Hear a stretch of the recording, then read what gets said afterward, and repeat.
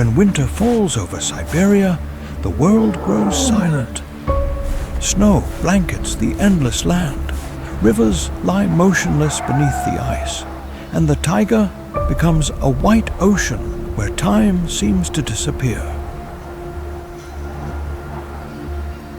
In this extreme landscape, beauty is as unforgiving as it is fascinating.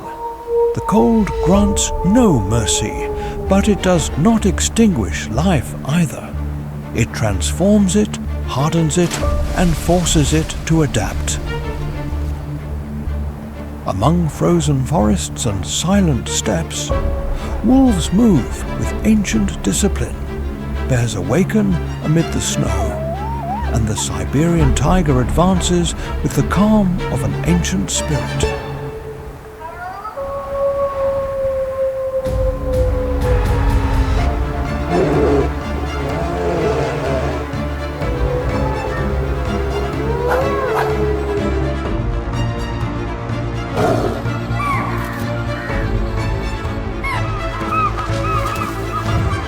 Welcome to wild Siberia, the land of the fiercest predators. Before we begin, don't forget to like the video, subscribe to the channel, and turn on the notification bell. And tell us where you're watching from. Now, let's begin. To the north, the permafrost marks its border, a wall of ice, while to the south, the Asian steppe stretches to the horizon like a domain of infinite dreams. Siberia is so vast that it occupies almost 10% of the planet's land surface, an architectural marvel of the Creator.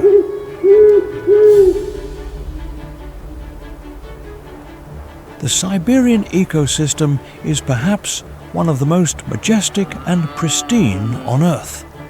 In Siberia, everything is bigger, of epic scale. To the west, crossing the Urals, vast plains of more than 2,000 kilometers appear, where swamps and marshes seem endless, like a sea of land.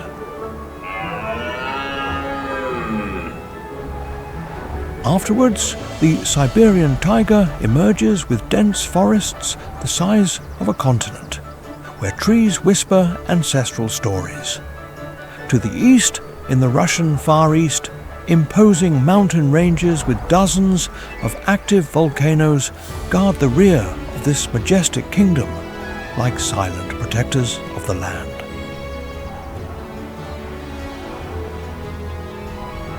In spring, even infinite Siberia becomes small before the impressive explosion of wildlife. With more than 100 animal species, here birds fill the sky with dances of light.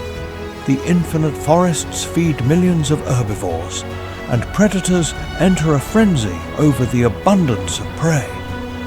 Wildlife has never shown such a magnificent spectacle.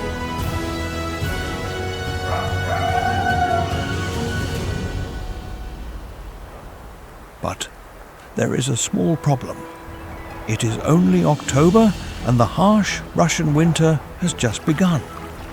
For the next 8 months, Siberia shows its toughest and most relentless side, with temperatures reaching minus 68 degrees Celsius.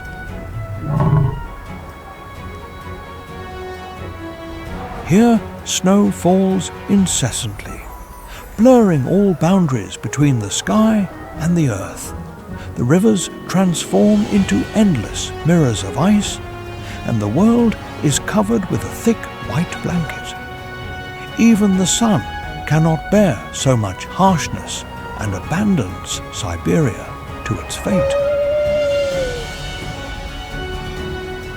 However, what seems like a white hell, Mother Nature uses as a canvas to write the most wonderful stories of wildlife. A breath of the earth in all conditions.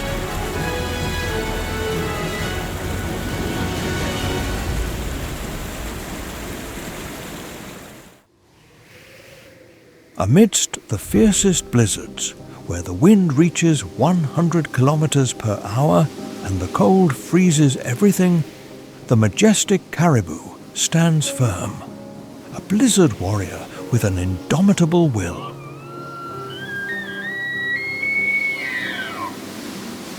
With its thick fur covering the entire body, the caribou has been endowed with a natural coat to withstand the most rigorous winter of wildlife. The impressive size of the caribou, weighing over 180 kilograms and measuring 2 meters in height, is ideal for storing fat and retaining heat in this unwelcoming Siberian winter, a secret of warmth.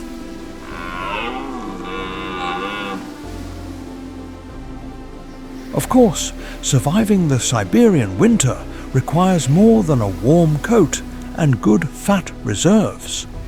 Even before the harsh winter appears, the caribou has already begun to prepare, seeking warmer places to the south. With the immensity of Siberia at its disposal, staying in the icy Arctic could be a death sentence. Commonly, these migrations span hundreds of kilometers in groups of up to thousands of individuals. Upon reaching their wintering grounds, the caribou will live in herds to stay warm and protect themselves from predators. An invisible connection of unity.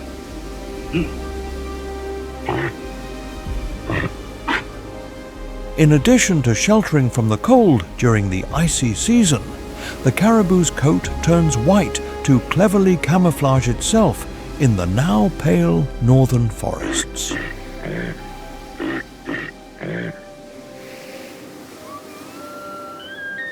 The dense vegetation of the Siberian forests helps protect against strong winds and the tons of falling snow. Depressions in the terrain also offer good shelters that help avoid becoming windbreaks against the extreme cold. But the caribou cannot simply shelter throughout the winter. With its stomach rumbling, the herds are forced to go out in search of food.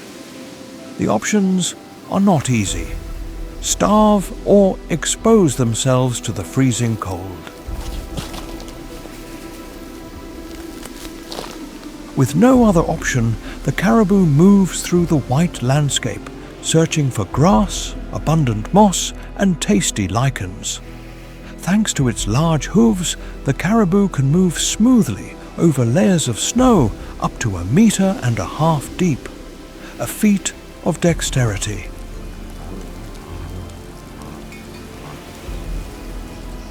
A single misstep could mean getting trapped in icy Siberia.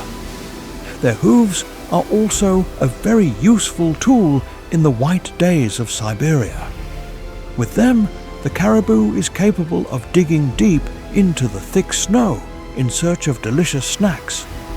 When you need to eat up to 5 kilograms of food a day, every small bite counts.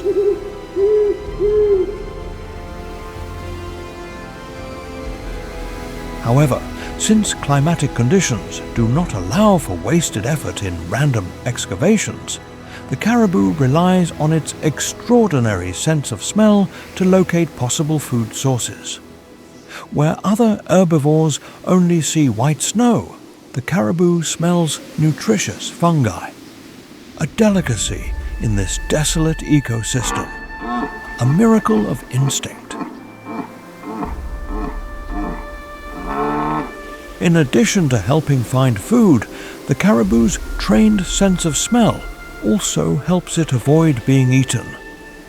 Just as the caribou desperately seeks food, hundreds of predators try to stalk an unsuspecting caribou to make it part of their diet.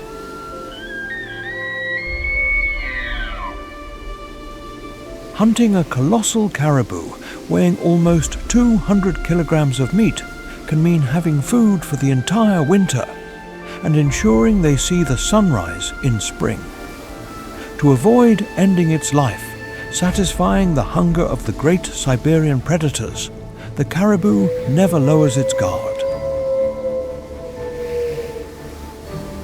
Thanks to its sharp sight and hearing, it can detect predators from a distance, allowing the herd to quickly retreat with honor. Capable of running up to 80 kilometers per hour, its long legs take it away from danger in seconds.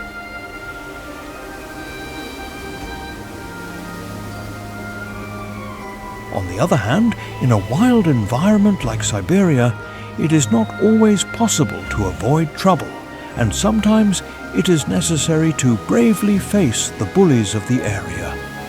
The caribou uses its sharp antlers, up to 1.5 meters long, to butt predators.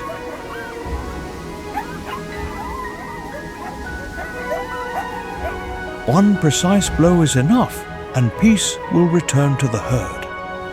However, winter is long and harsh, and wildlife in Siberia is relentless. So it is inevitable that some members of the herd will not endure the adversity and fall victim to the Siberian winter.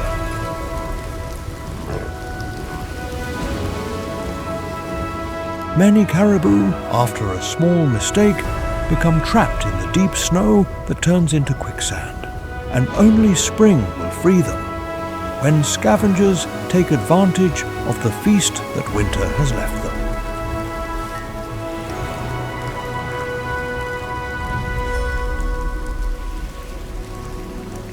For now, the herd can only continue its journey with the hope that better days will come, when the icy steppe once again becomes green fields and the forest a cozy home, a domain of dreams and regeneration.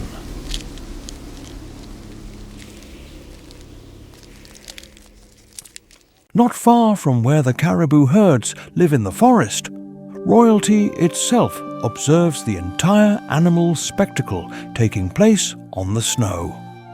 The golden eagle, in a display of bravery and survival instinct, does not abandon the challenging Siberian ecosystem and remains, despite the harsh living conditions, a lord of the icy sky with an indomitable will.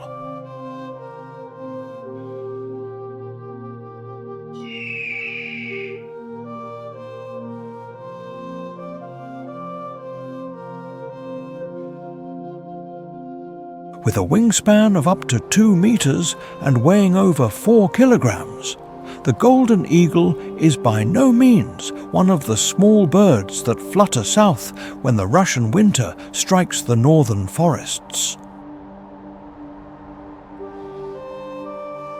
The golden eagle's dense plumage is one of the many adaptations this raptor possesses to survive the low temperatures of Siberia. Its abundant plumage, in addition to providing convenient insulation, is waterproof to protect it from daily snowfalls.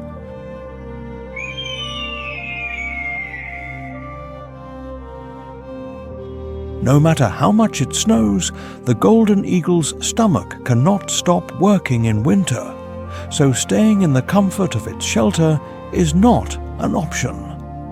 With its sharp eyesight, the golden eagle is capable of spotting potential prey from a distance of up to 3 kilometers. This, in a place where the sun has disappeared forever, is an unmatched advantage.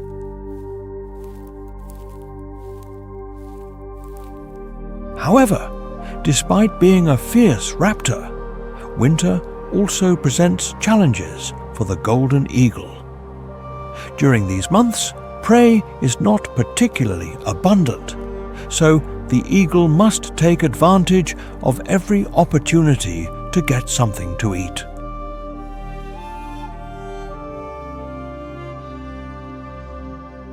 Adapting to the new reality of the environment, the golden eagle seeks smaller prey, which provides it with a good amount of nutrients without requiring much effort.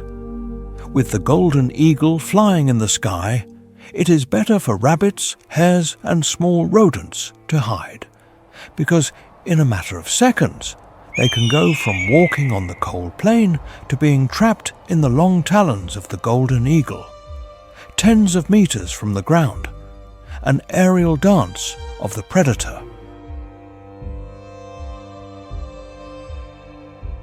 After flying kilometers in search of a warm meal amidst the inhospitable landscapes, the golden eagle spots a potential prey. Once it has it in its sights, the eagle swoops down at more than 200 kilometers per hour. Commonly, the helpless prey can do nothing. The golden eagle grabs it with its sharp talons and kills it with a blow to the back of the neck.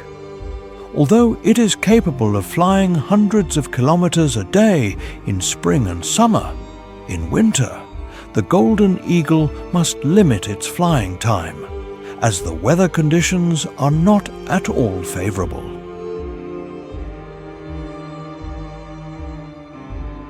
By not being able to cover great distances in search of food, the bird often has to endure hunger. In its now not-so-long flights, the golden eagle does not only try to spot potential victims for its fierce talons.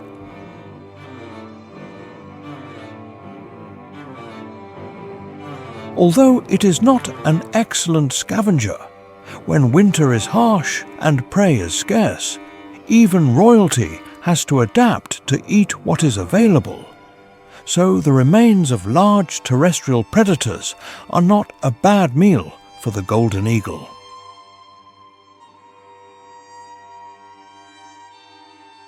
Similarly, victims of the extreme climate are a gift from heaven. This is Siberia in winter. While some species die, others enjoy what is left of them. A cruel flow of biological time.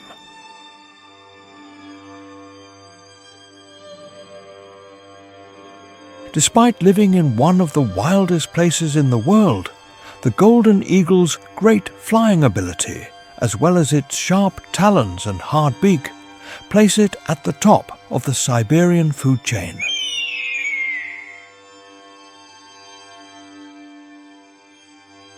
Although when spring arrives, it will have to defend its nest from the presence of intruders. That is another story. And for now, the eagle only concentrates on surviving the harsh Russian winter. About 2,000 kilometers north of the Arctic hare's burrow, where the Russian winter has frozen the already cold Arctic Ocean, a majestic mammal weighing more than 2 tons emerges from the depths, the walrus.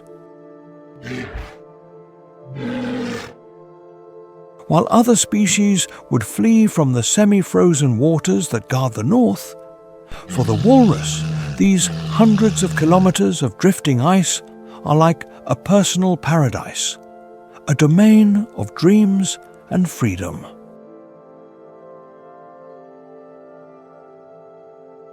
The walrus's ability to adapt to low temperatures is perhaps one of the most extreme in the entire animal kingdom. It is no coincidence that, with the immensity of Siberia at its disposal, the walrus decides to spend the winter days in one of the coldest places in the north.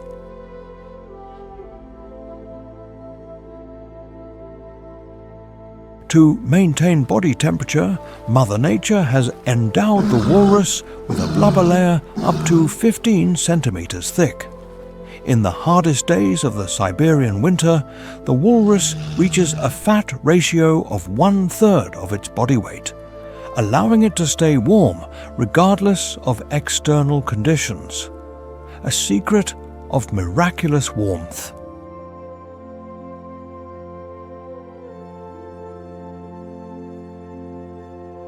While other wild inhabitants of Siberia struggle to find food in the icy white ecosystem, the walrus knows perfectly where to go for its daily ration.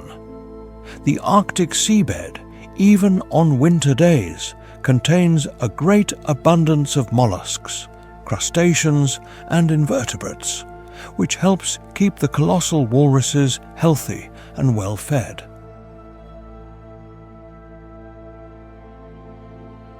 But, of course, this food will not come on a silver platter to the comfort of its shelter on the ice. Every day, the walrus dives up to 90 meters into the dark waters, rooting around the seabed in search of delicacies. To locate these tasty clusters of seafood in the depths, the walrus uses its sensitive whiskers as detectors in these dives.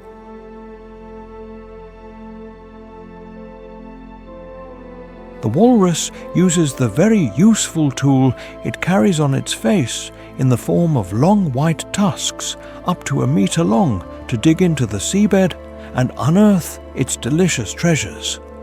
When it finds food, the walrus commonly crushes it all and turns it into a kind of nutritious paste that it ingests instantly.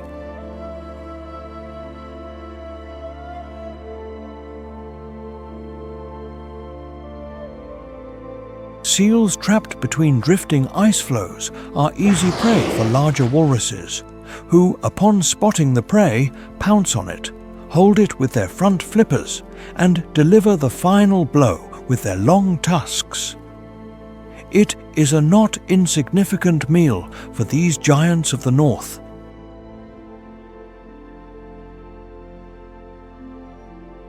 But rooting up the seabed and skewering panicked seals is not the only thing the walrus does with its useful tusks. On the icy terrain, these tusks work very well as grappling hooks to get out of the water, as well as to climb steep terrain.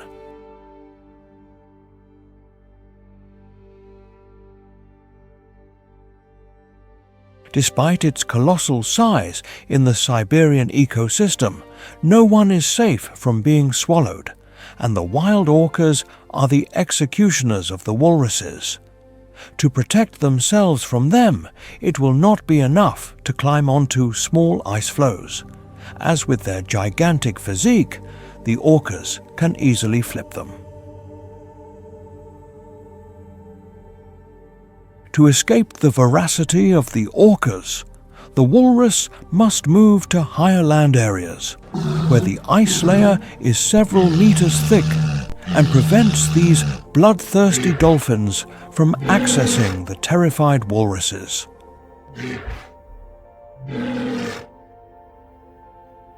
The walrus's adaptability to freezing temperatures is such that while other Siberian species only think about survival, the walrus can be said to feel love in the cold Arctic air. In the middle of the Siberian winter, walruses begin their mating season, in which the male will use its versatile tusks for a new purpose. After mating, the female will have a not at all short pregnancy, lasting up to 16 months, and will give birth to a calf of a weight, to put it mildly, small, of 75 kilograms. But there is still a lot of work to be done before that, and for now, the walrus continues its frozen life in the middle of the Siberian winter, an incessant flow of biological time.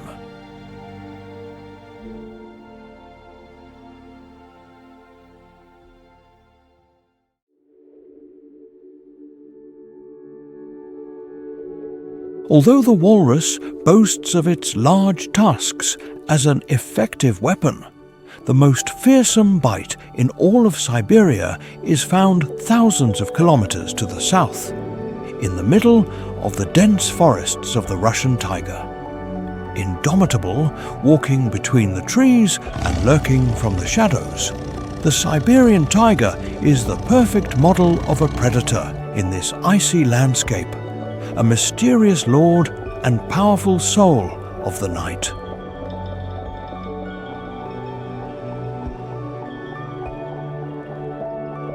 Weighing up to 200 kilograms and over 2 meters long, the Amur taiga is living proof that in Siberia, everything is bigger and wilder. It is nothing less than the largest feline in the world.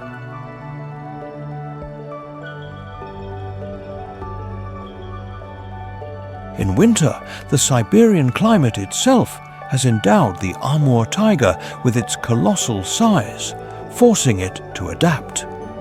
During these freezing months, the Siberian taiga's fur can reach up to 11 centimeters long in some parts of the body, enough to withstand the sub-zero conditions.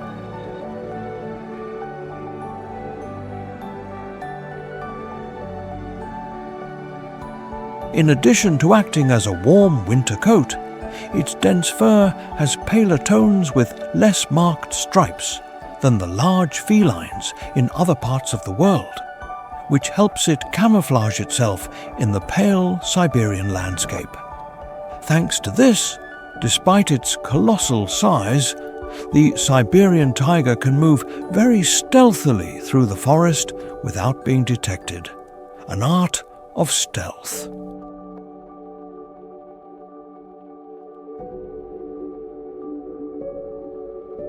The Siberian taiga's life is quite solitary during the long Russian winter. Commonly, it travels long distances, patrolling its territory, marking its borders with urine, feces, and scratches on trees. Frequently, when two males meet, confrontation are inevitable, even in the middle of this icy landscape.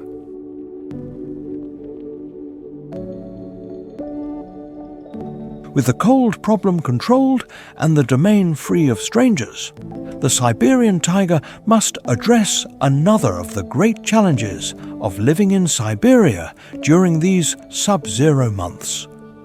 With a voracious appetite that requires up to 30 kilograms of meat a day, the Amur taiga must be precise when hunting.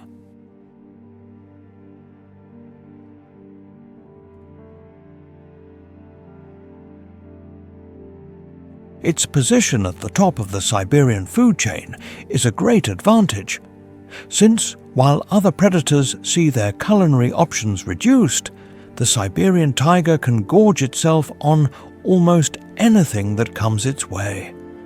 Commonly, given its great need for food, large prey are the main priority when the Siberian taiga goes hunting.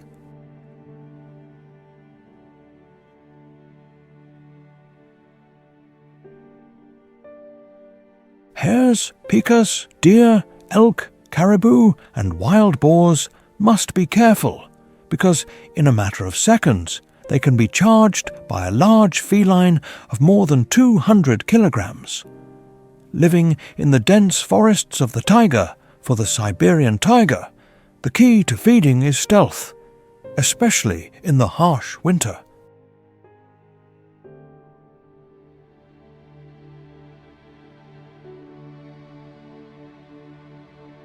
The taiga avoids large pursuits and prefers to ambush its prey, coming out of nowhere to jump directly onto the prey's neck and subdue it with its powerful bite. The Bengal taiga must first locate its prey. For this, it relies on its superior sense of smell, as well as its extraordinary sight. When it detects a herd of caribou nearby, the taiga will approach them with the greatest stealth.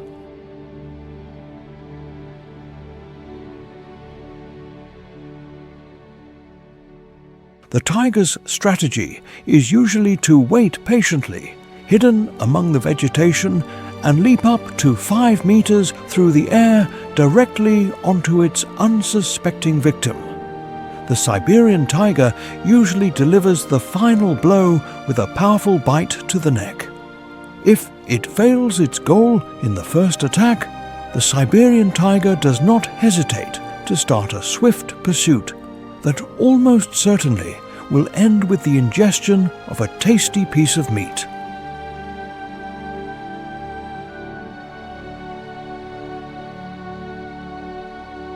With its colossal and powerful paws, the Siberian taiga moves at speeds of up to 80 kilometers per hour. even over the unstable snow that covers the entire landscape. But not only herbivores must be careful when this gigantic feline appears.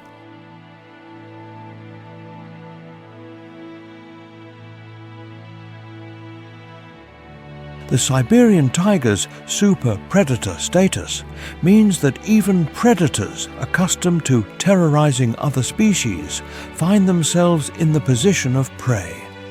From the colossal black bear, through the wild lynx to the fearsome wolf packs, all can end up on the menu of the undisputed king of the Siberian forests.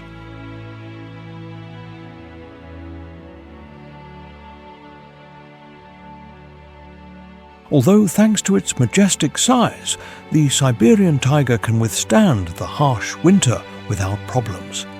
Its life is about to get better. After months of incessant snowfalls, frozen rivers, and the entire forest desolate, spring peeks over the horizon and wildlife will burst forth in every corner of vast Siberia.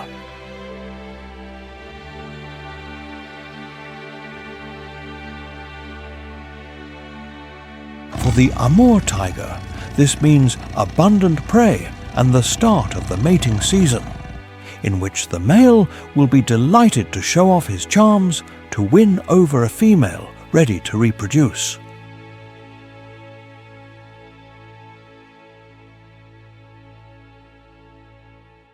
With the Siberian spring, we find ourselves on the threshold of what is perhaps one of the greatest wildlife spectacles on the entire planet.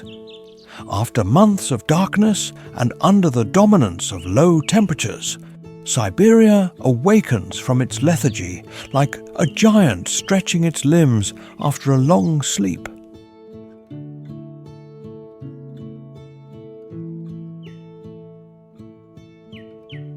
Little by little, everything returns to what in other parts of the world could be called normal.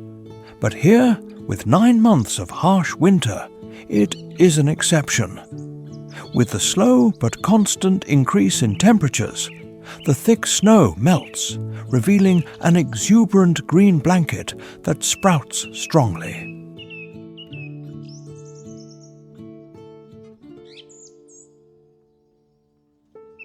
The rivers previously constrained by ice now sing a melody of freedom, while the first rays of the sun tinge the forests on the horizon with gold. Thousands of people who had to flee the cold begin to return.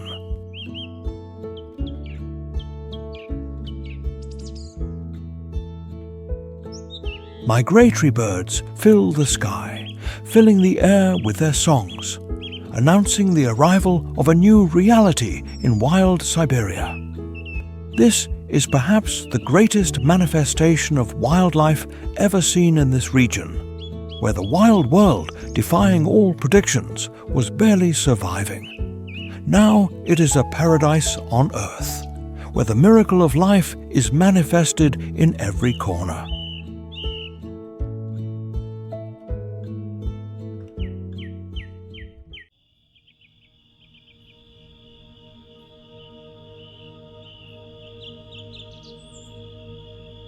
Of course, only those species that remained to endure the cruel winter and experienced its harshness firsthand can fully appreciate this other side of Siberia. Among those survivors, at the edge of the boreal forests and the vast steppes, is the black grouse.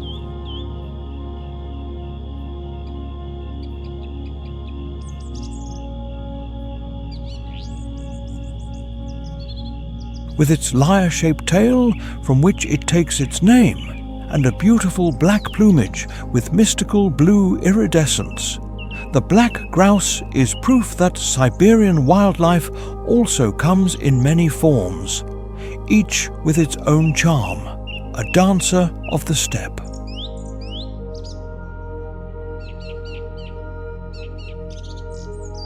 When spring arrives, the black grouse has already developed a striking bright red crest over its eyes, which it uses for various purposes in its daily life.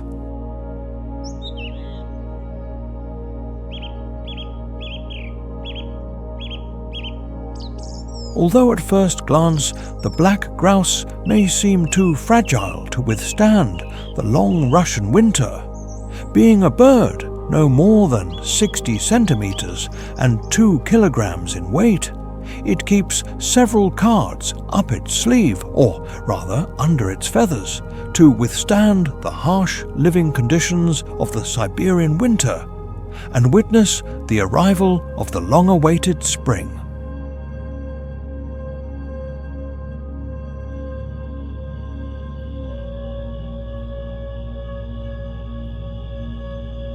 After spending months perched in large flocks in the treetops, feeding only on conifer needles, the black grouse are eager to enjoy the new and exuberant spring in their Siberian corner.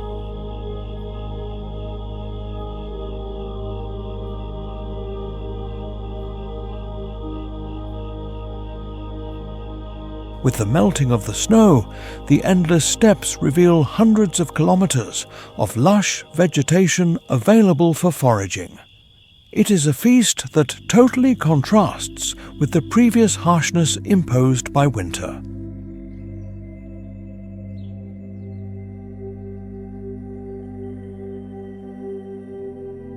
With Siberia showing its most fertile side, the black grouse's diet diversifies with berries, sprouts, stems and shrubs.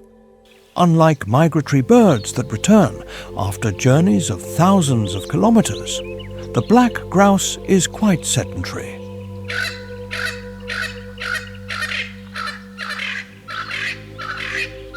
Commonly, they live in areas of 10 to 20 square kilometers, and with the abundance of food offered by their small portion of Siberia, they have no intention of seeking new horizons.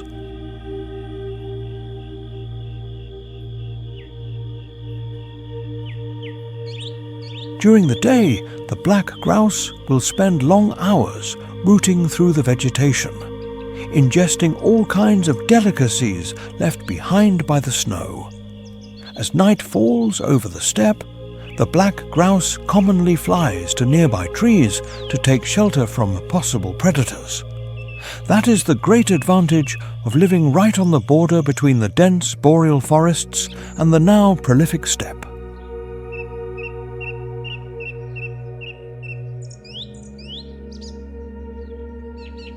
Just as the black grouse is fascinated by the great changes that the Siberian spring has brought, predators are also delighted by the abundant prey supply that spring has brought them.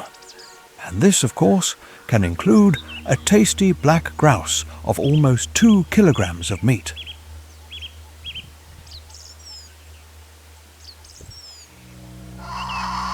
Species like the golden eagle, the fox, or the wild boar will be delighted to add the black grouse to their menu. So these birds must be attentive to any movement that seems suspicious. Although it is a relatively small bird, the black grouse will not be an easy prey to take down. If any predator wants to have this black grouse on its table, it will have to work hard to catch it.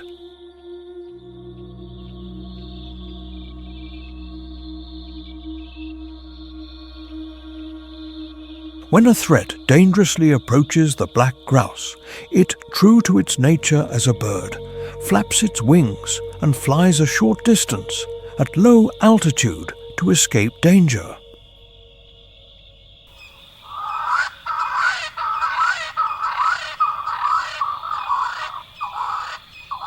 Except for the many predators that dream of a bite of black grouse, spring is one of the most awaited seasons for these birds.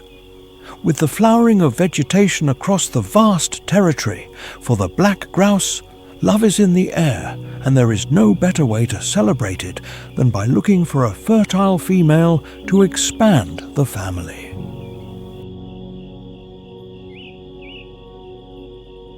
The black grouse mating ritual is truly fascinating. It all begins at dawn, when the males arrive at the mating areas known as leks. In these places, up to 200 individuals can gather to compete for females willing to mate. The males display their vitality by spreading their lyre-shaped tails and singing melodious songs in the form of prolonged coos and murmurs, a symphony of love.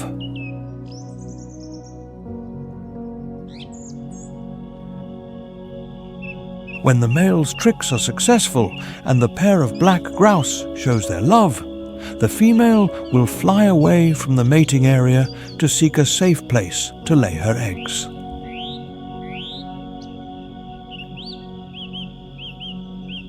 Commonly, the nest is a hollow dug in a place with tall vegetation or at the foot of a tree. Since the male has already left, disclaiming fatherhood, the female must build the nest alone, equipping it with branches, grass and leaves, and then laying 6 to 11 eggs. For about 25 days, the mother will incubate the eggs and protect them from predators like raptors eager to enjoy a protein-rich delicacy. Once the chicks hatch, the single mother's work is not yet finished, as she will have to care for them while they learn to fend for themselves.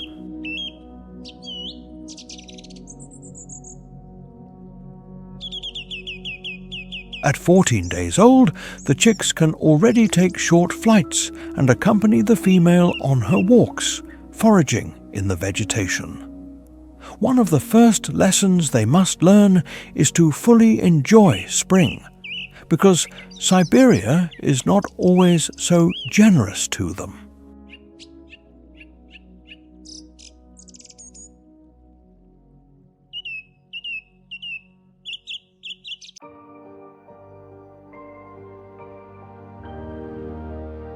Leaving the Siberian steppe, where the black grouse has established its spring home, and venturing into the forest, a howl resonates in the distance. The wolf pack is in a state of almost euphoria due to the abundant prey supply that spring has brought them, a symphony of hunger.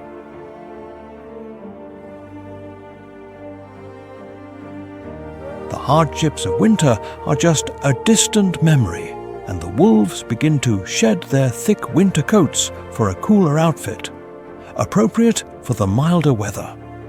At dawn and dusk, the packs sow terror among the forest inhabitants, advancing coordinately with uncontrolled hunger.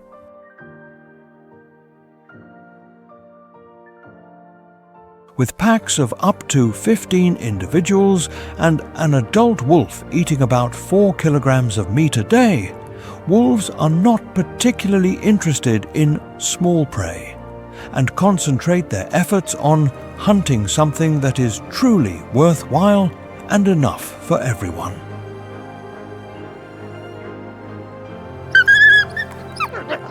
In the sights of these wild canids are species like deer, elk, wild boars and musk oxen, especially with the abundance that spring has brought.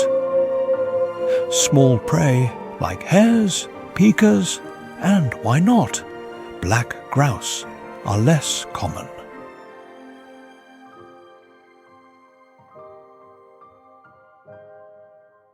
Wolves are master strategists when it comes to elaborating a strategy to bring food home. To find prey in the immensity of the Siberian forests, wolves use their sophisticated sense of smell.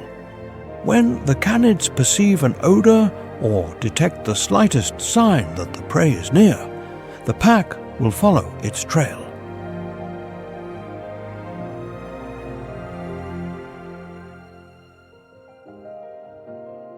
Thanks to their extraordinary night vision in nocturnal hunts, the pack has no problem locating the prey. When hunting, wolves have different strategies, which they will use depending on the size of the prey, the terrain conditions, and the location of the pack.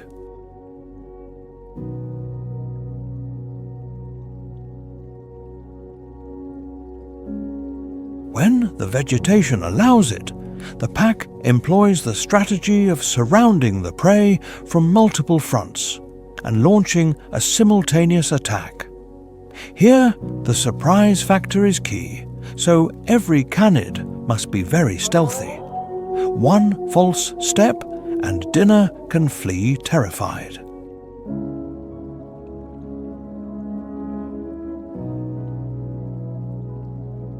If for mammals like the caribou, defending against a large grey wolf is already a challenge, doing so against an entire pack is almost impossible.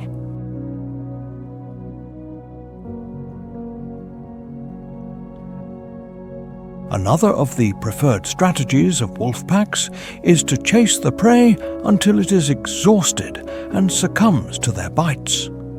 For this, the wolves take turns stalking the prey for kilometers, with no obstacle able to stop the canid.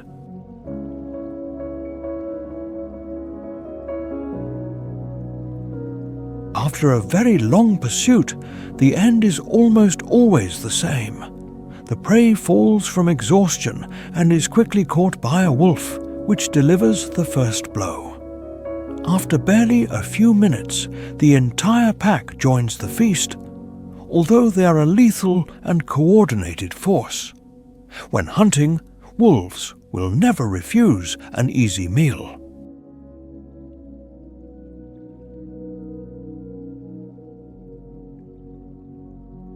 When there are sick or injured individuals among the ungulate herds, the wolves will show no mercy and will head directly for them to give them a little push toward a better life, and benefit from the fresh meat along the way.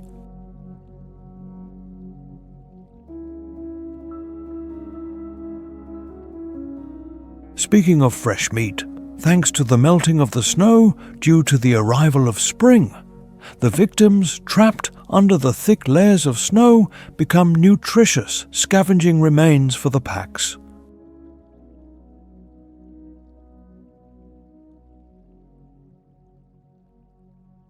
Although they froze months earlier, the low Siberian temperatures have preserved the carcasses so well that they retain all the freshness of a freshly hunted prey.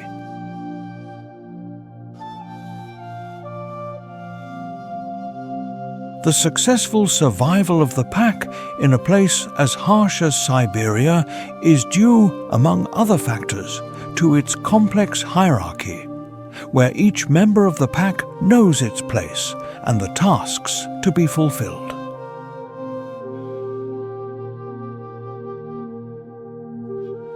Here, the alpha male is the one in charge, making decisions when hunting and where the pack will settle. After the alpha male is the beta male, who will be the one to succeed him when he decides to retire or pass away.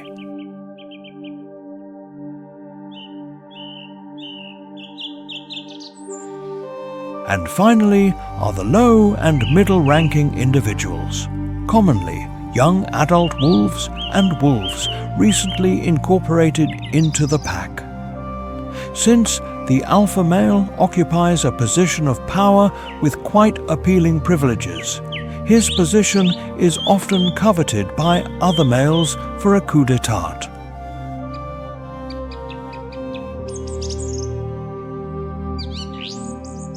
When a male challenges the alpha, he will demonstrate his dominance through body posture, growls, and, if necessary, physical confrontations.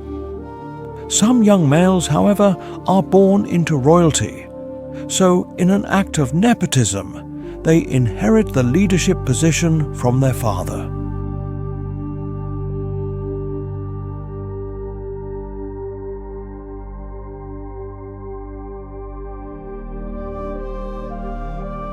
Although it is a great privilege, At the same time, it comes with an important responsibility, as the leader must ensure the welfare of the pack.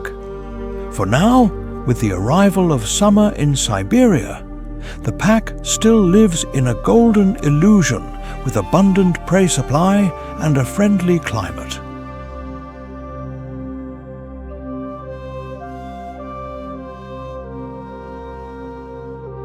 The true challenge to the leader's continuity will come when the Siberian winter once again knocks on the door with all its ferocity.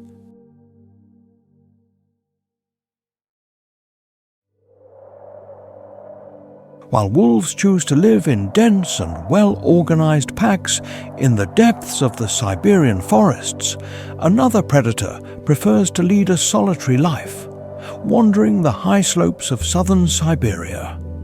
There, amidst an arid rocky landscape where animal life seems almost impossible, about 3,000 meters above sea level, is the fearsome snow leopard.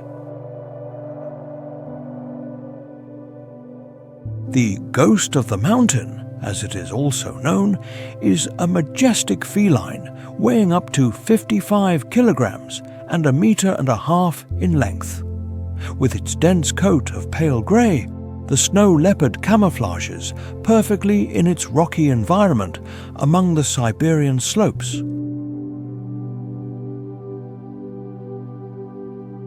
It is highly probable that the immensity of Siberia is one of the few places in the world that can house the majesty of this wild feline, as traditionally a single male dominates a territory of up to 1,000 square kilometers.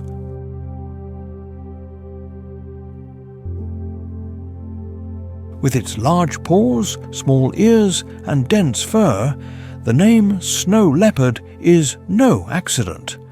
This large feline is perfectly adapted to the harsh conditions of the Siberian winter.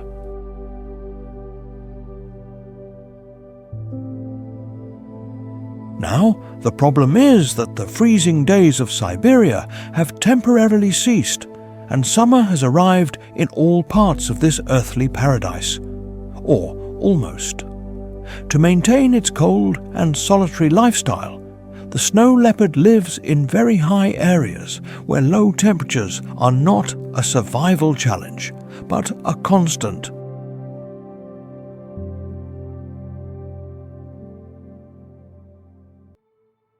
Although the snow leopard prefers its own company, one of the challenges of its isolated habitat is the scarcity of prey. Species like deer, caribou, or elk do not usually wander the desolate slopes, thousands of meters above sea level, where grass is almost non-existent. And to top it all off, a fierce predator lives. To solve this problem, the snow leopard focuses its diet on those species that dare to disturb the tranquility of its area at such altitudes, such as the Siberian mountain goat, ibex, musk deer, and marmots.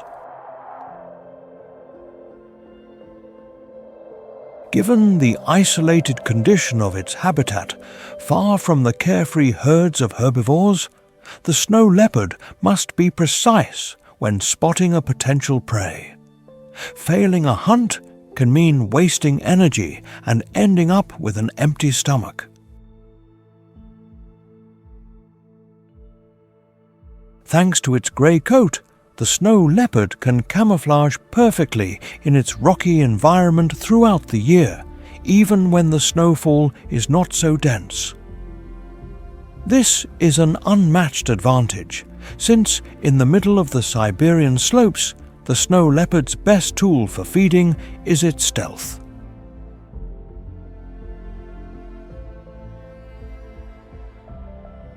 Once it has set its eyes on a potential prey, the snow leopard approaches very slowly, trying not to draw attention.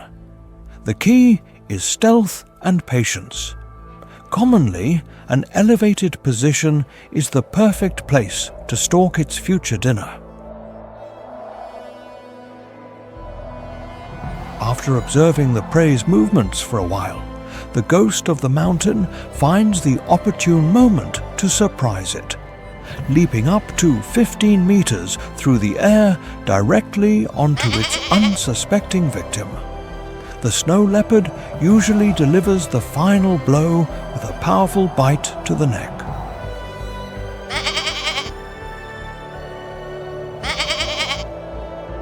Although ambushing its prey by leaping onto them is its favorite tactic for its daily feeding, the snow leopard does not hesitate to initiate swift pursuits in the middle of the steep terrain.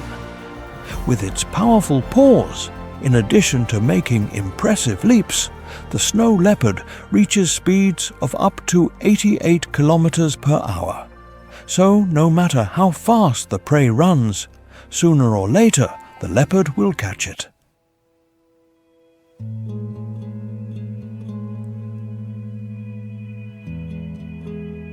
Like the grey wolves, sometimes the Siberian ecosystem is extremely generous to the royalty of the mountain and offers them a tasty scavenging feast. With the low temperatures at these altitudes, a carcass is unlikely to decompose, so victims of the slippery cliffs are more than acceptable feasts.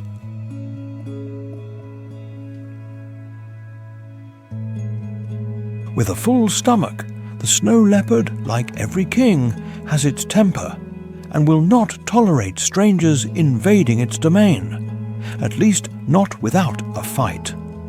The snow leopard is extremely territorial, and when it encounters a congener, it is commonly not at all friendly.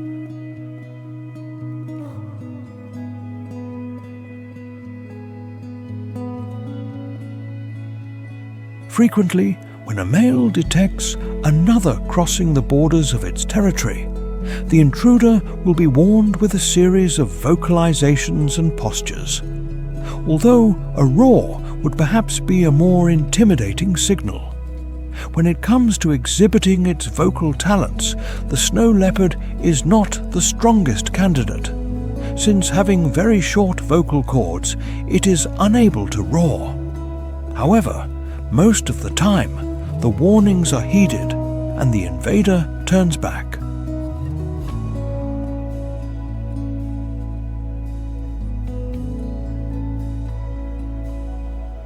With all the immensity of Siberia at its disposal, why start a duel between giants, where one of the two will probably die? However, sometimes warnings fall on deaf ears, especially when a fertile female is at stake, or a large feline seeks to expand its territory without disguise. When this happens, only the colossal Siberian mountains are witnesses to a wild life or death battle.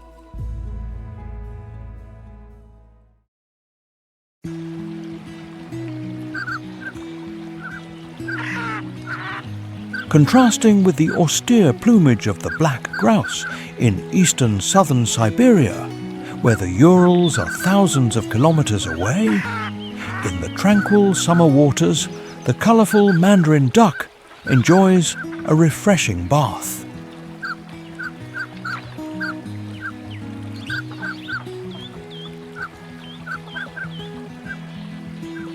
While majestic Siberia is home to wild giants like the walrus or the armored taiga, it is also the comfortable habitat of the small mandarin duck, one of the smallest water birds in the world. Weighing only 450 grams and with a wingspan of no more than 75 centimeters, the mandarin duck proves that Siberian wildlife also comes in many small forms, which of course are still very impressive, a colorful soul of the river waters.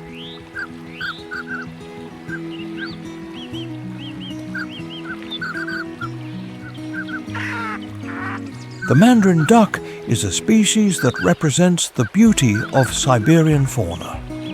Even in the middle of the vibrant summer ecosystem, this small bird does not go unnoticed. With its vibrant colors, its small red beak, and the large white crescent above its eyes, the mandarin duck looks like a species from the tropical zones of the planet, where Mother Nature has no limits in her imagination. The mandarin duck's chest combines purple and white tones with red flanks and orange feathers, giving it a unique appearance even in a place as full of life as Siberia. Although no less beautiful, the female of this species is not so lucky in terms of the coloration of her plumage, sporting grey and lilac tones all over her body.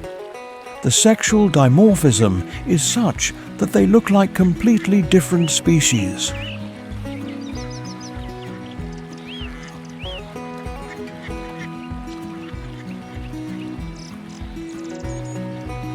Although very easy to see, having such striking plumage in the middle of the wild Siberian ecosystem is sometimes not a good idea. There is always one or two predators that want to make the mandarin duck part of their diet, so it must not let its guard down during its long journeys through the water.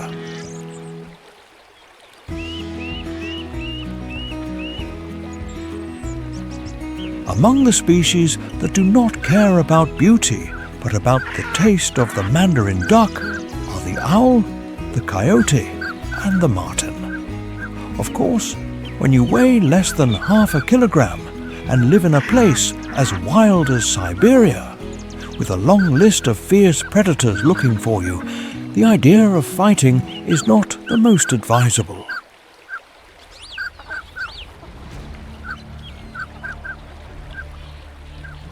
The mandarin duck, knowing that Mother Nature has been generous with its appearance but not with its combat skills, as soon as it feels threatened, will opt for the easy path of fleeing at full speed.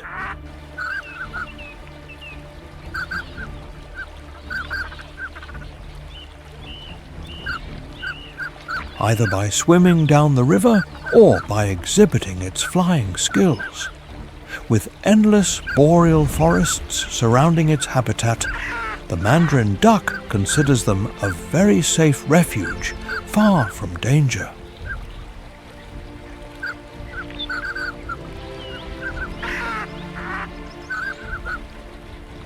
With the not small problem of escaping the radar of wild predators under control, the mandarin duck now forages without worries.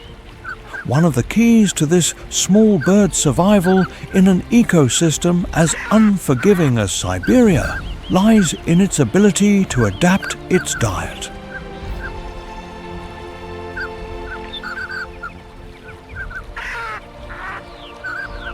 In autumn and winter, the mandarin duck feeds on the limited options that the cold season offers, such as acorns or cereals. When spring and summer arrive, where heat is the protagonist, the mandarin duck skips its previous austere diet and opts for worms, insects, fish, frogs, mollusks, and basically everything that is within reach of its red beak.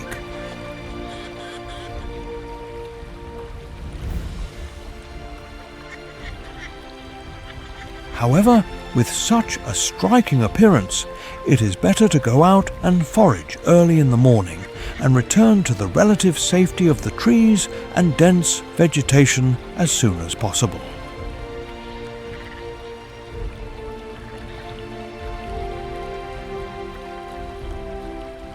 A moment when the male does not want to hide at all is during the breeding season, when the female is ready to bring new young into the world. As good romantics, they swear eternal love to the female, thanks to which they achieve what they were looking for.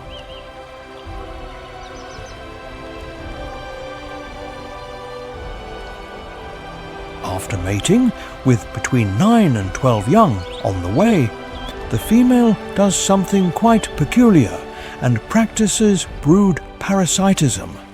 That is, she leaves some of her eggs hidden in the nests of other females for them to raise, thus reducing the costs of raising. Although very little accepted, this technique clearly yields results. Every egg in another nest means one less mouth to feed for the female.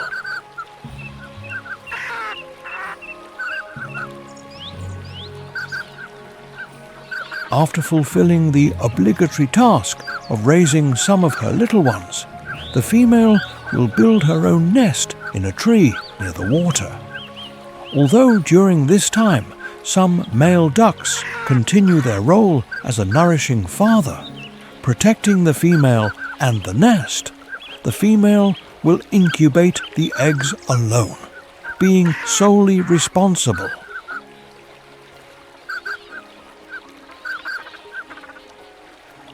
Although the male had sworn to her that he would always be with her, with so many young on the way, the male cannot handle the pressure and leaves just before the little ones are born. So, the single mother will take care of raising her numerous family, and since time runs fast, it is better for the little ones to learn quickly as the leaves begin to fall from the trees, announcing the arrival of autumn, and with it, everything begins to cool down again.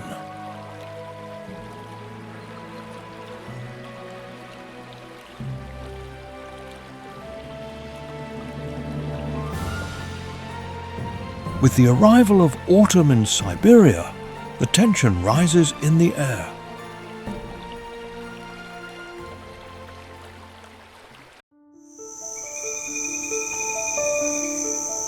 The slight drop in temperatures brings with it unpleasant memories of the past winter. While most species try to enjoy the last days of humanitarian temperatures in vast Siberia, some have already begun to prepare for winter. Such is the case of the very planning Siberian chipmunk, a soul of frugality.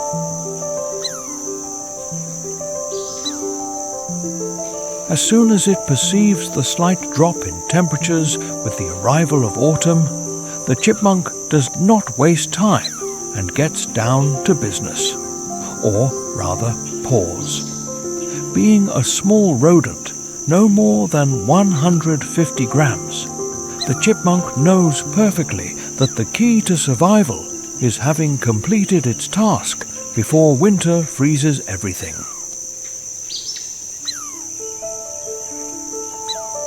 The first thing to ensure it does not spend the winter outdoors, which of course would mean a frozen death for this small species, is to build a cozy house that protects it from the extreme cold.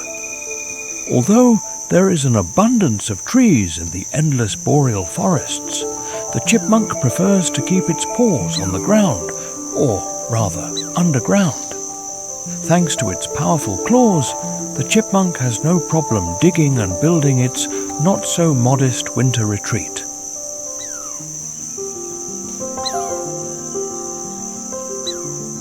For the chipmunk, it is not enough to have a cozy house to take shelter in during winter.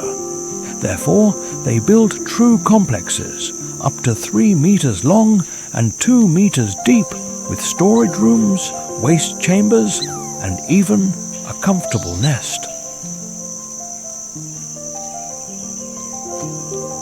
Of course, when you have such a well-equipped house for winter, you can be the envy of the neighborhood. So the chipmunk must be careful not to allow any intruder to get too close to spy on its almost finished construction. For this, the chipmunk marks its territory with urine and glands on its cheeks.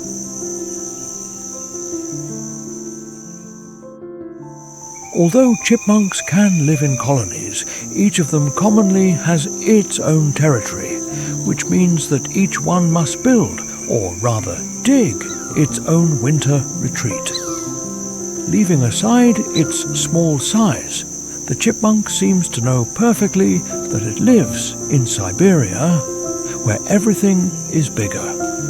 Therefore, each individual can claim a vast territory of up to 3,000 square meters as its own.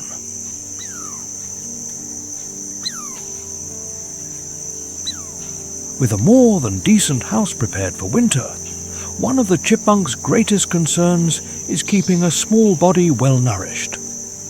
After the few months of spring and summer, the chipmunk knows perfectly that when winter arrives, all the abundant food supply will disappear, and it is not willing to go hungry.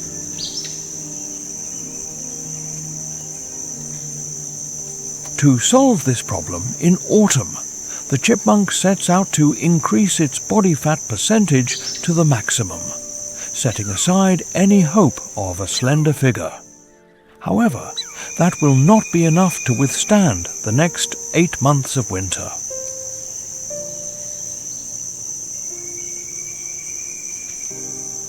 Therefore, the chipmunk will work to create its personal warehouse of seeds and nuts, which it will eat when the entire forest is tinged with white again.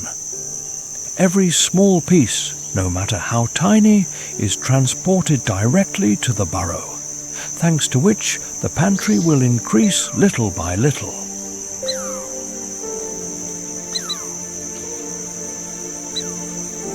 With a cozy burrow and a food warehouse large enough, the chipmunk can relax a little during the last days of autumn, and even, why not, look for a partner to snuggle up with during those long winter days.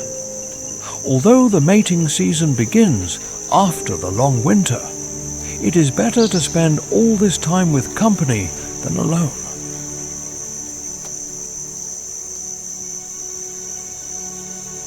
Locked in the comfort of its burrow for the next few months, the chipmunk will lead a quite comfortable life thanks to all its diligent preparations. Of course, all this will be so as long as the calculations do not fail and the food is enough for the long winter.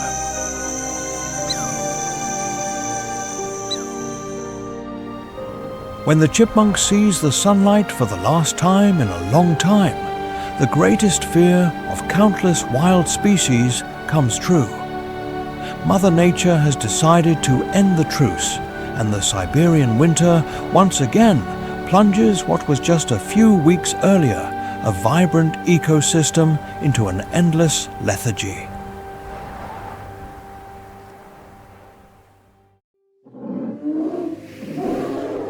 While many species complain about the early return of the Siberian winter, in the north, where the waters slowly freeze again, a white giant 3 meters tall and 700 kilograms in weight sees its endless icy kingdom come to life.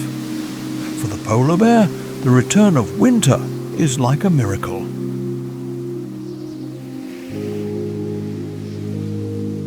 The north coast of Siberia freezes once more, creating thousands of kilometers of ice where the wild bear will move in search of food. After a summer full of deprivation for the polar bear after the thaw, winter will bring many surprises.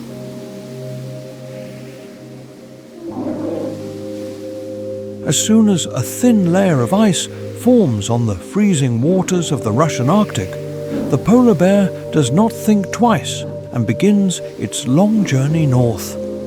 While winter strikes its habitat with temperatures of up to -60 degrees Celsius, the polar bear walks as if nothing thanks to its dense white fur.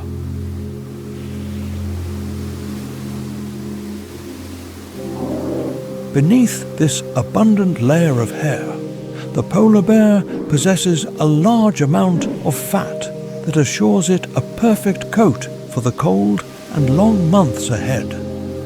While most animal species consider the white Siberian winter as a season of scarcity.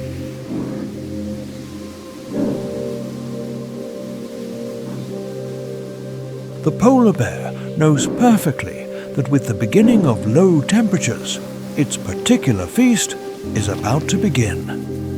After venturing several kilometers into the frozen Arctic, Without wasting time, the polar bear commonly goes straight into hunting mode. The target is the unfortunate ringed seals that have fallen into the sights of the fiercest predator of the Siberian Arctic.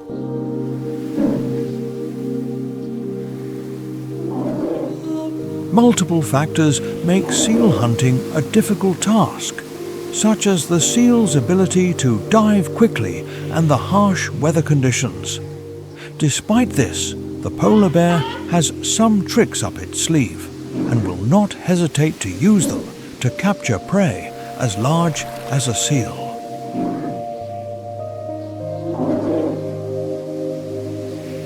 The polar bear commonly stations itself near the breathing holes that seals leave in the ice after diving in search of food. The strategy, to be honest, has nothing special about it.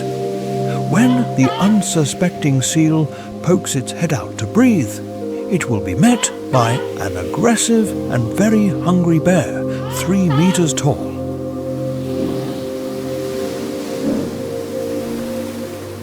Another of the places where the polar bear used to station itself to hunt seals is at the edge of the ice floes, where it could spot the prey swimming and wait for it to come out of the water to surprise it. If it was not lucky hunting from the relative comfort of the ice, the polar bear had no impediment in launching itself into the icy waters to bring the food home itself.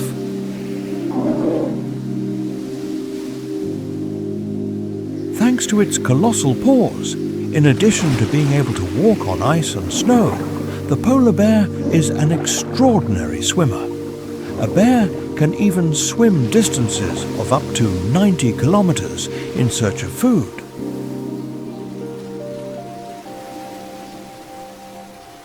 But not only seals must be careful when the polar bear goes hunting.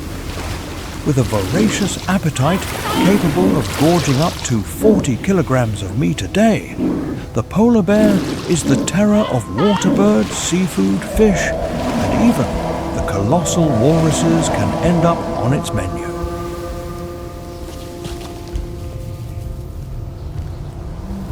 An event that shakes the entire immensity of northern Siberia is when 2 males meet. In this situation, commonly, peace is not an option, and the gigantic white bears start fighting over prey, territory, or in spring to mate with a female.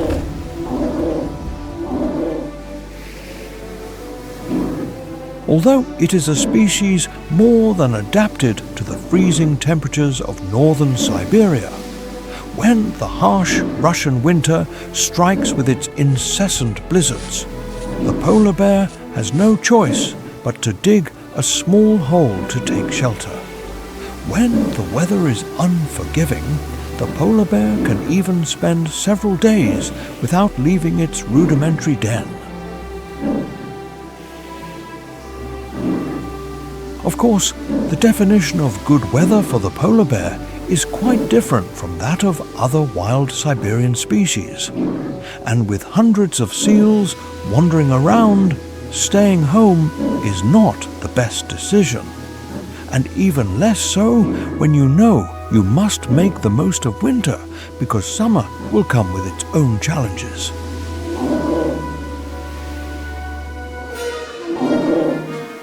Although very happy that the cold Siberian winter has finally arrived, and with it, its entire white kingdom, the polar bear knows perfectly well that this will not last forever, and that when the snow melts due to the early arrival of spring, days of starvation will be inevitable for it.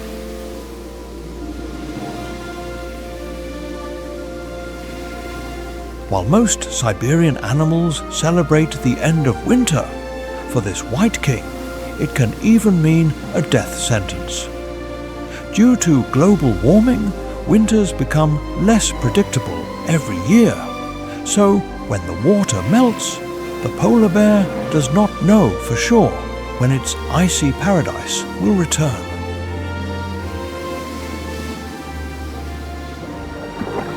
But the melting of the Arctic is not the only threat this fierce northern predator faces. Water pollution is a reality that is changing its ecosystem. Activities like oil and gas extraction and mining dump hundreds of tons of waste into the polar bear's habitat every year, decimating all marine life in the area and, therefore, forcing the bear to seek new destinations.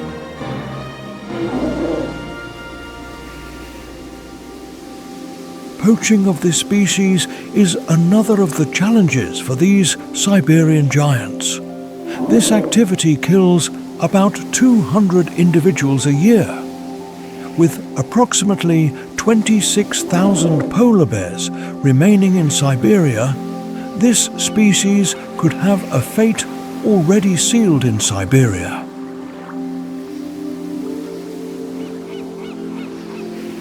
For hundreds of years, the polar bear was brutally hunted for the commercialization of its meat, fat, and fur, an activity that brought these mammals to the brink of extinction.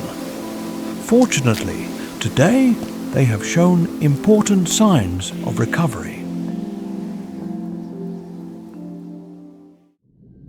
A wild species that is unfortunately in serious danger of extinction is the majestic hawksbill turtle. These fascinating reptiles have been devastated by the consumption of their meat, as well as the use of their shells for ornamental purposes.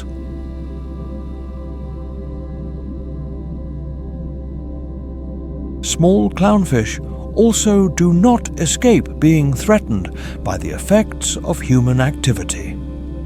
Due to the increase in water temperature, as well as the degradation of ecosystems, anemones, a crucial species for the survival of these small swimming fish, are undergoing a bleaching process, which, along with coral bleaching, is decimating the habitat of this iconic Pacific species.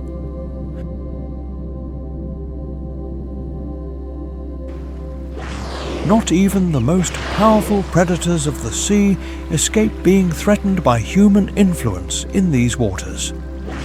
Every year, thousands of cetaceans, including orcas, die accidentally by becoming entangled in industrial fishing nets, an activity that causes serious damage to marine ecosystems.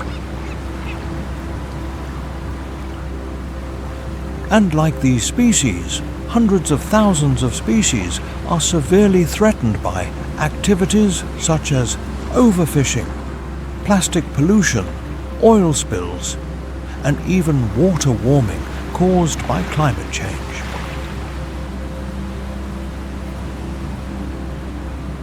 The good news is that we are still in time to reverse this challenging situation for Pacific wildlife through more responsible management of marine resources and policies that limit the dumping of waste into the sea. We can improve the quality of life of marine species, saving them from certain extinction.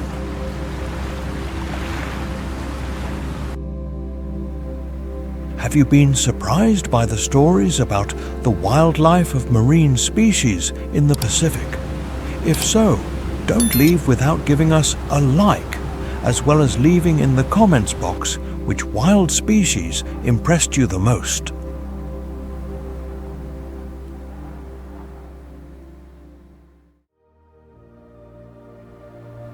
Siberia has never been an easy land to inhabit.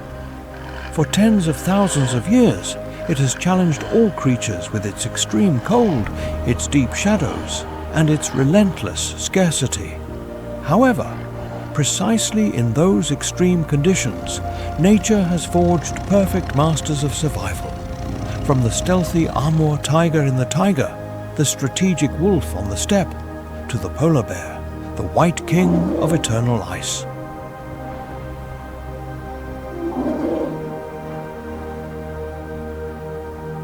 But today, the biggest threat to Siberia no longer comes from winter, but from the rapid change of the Earth's climate itself.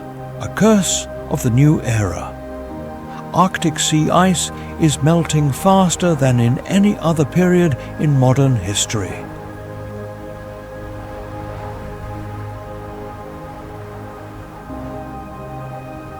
For the polar bear, every day the ice melts is not just a loss of territory, but the disappearance of the very foundation of its survival.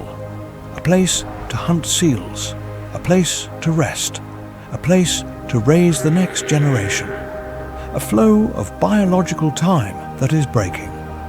As winters become shorter and more unpredictable, even the most perfect predator begins to lose its edge.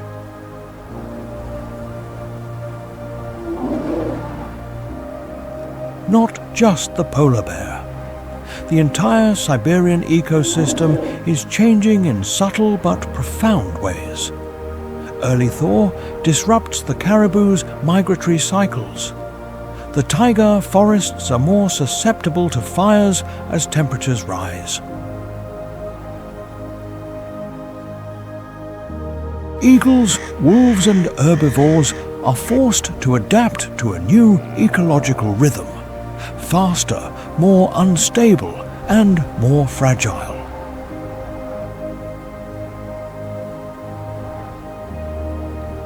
This turns Siberia into a giant natural laboratory of climate change. What happens here is not just a story of Russia or the Arctic, but an early warning for the entire planet.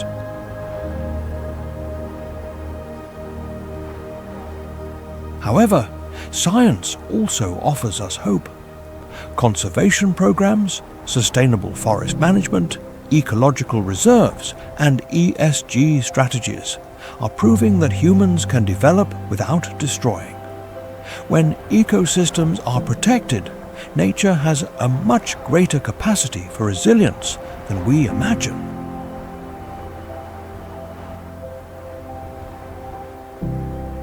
Siberia, as harsh as it is, remains a symbol of tenacious vitality, if we give it a chance.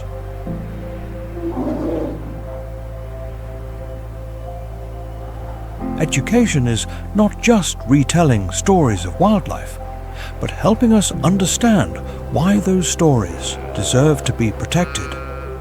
Every correct understanding is a small step towards a more sustainable future, where nature and the human being do not confront each other, but coexist in an invisible connection of life.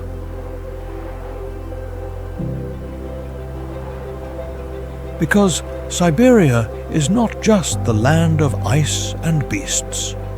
It is a powerful reminder that when the human being learns to respect the limits of nature, life always finds a way to continue.